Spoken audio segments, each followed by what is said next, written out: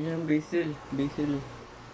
Ito yung flowers niya. Pag namulaklak na siya, yung lahat ng lakas niya ilalagay niya na sa buto niya, so mamatay na siya. Yung buhay niya ipupunta niya dito sa buto. Yan. Yun yung mga malilit na buto niya. Kita ba? Yan o. Yung buto pwede na itanim yan.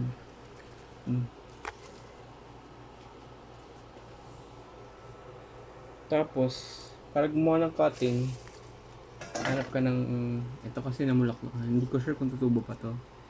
Pero kunyari, tutubo to. Tanggalin mo yung dahon dito. Itong halaman na to, tutubo siya ng ugat.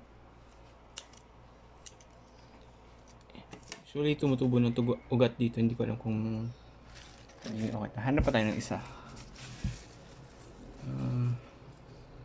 Plain water yan. Ordinary water. Kahit ng tubig.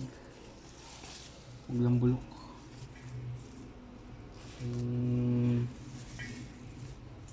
Hindi ko alam. Wala pang mahanap na iba. Baka kasi bulaklak na eh. Hindi ko alam kung mag-root pa pag nabulaklak na. Parang serpentine ni dito naman. Laklak mo. Ito. Ay. Wala baka. So ito siya. Wala.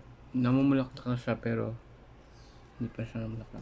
Subukan natin kung tutubo ito. Tagalin natin taas para hindi siya mamulaklak.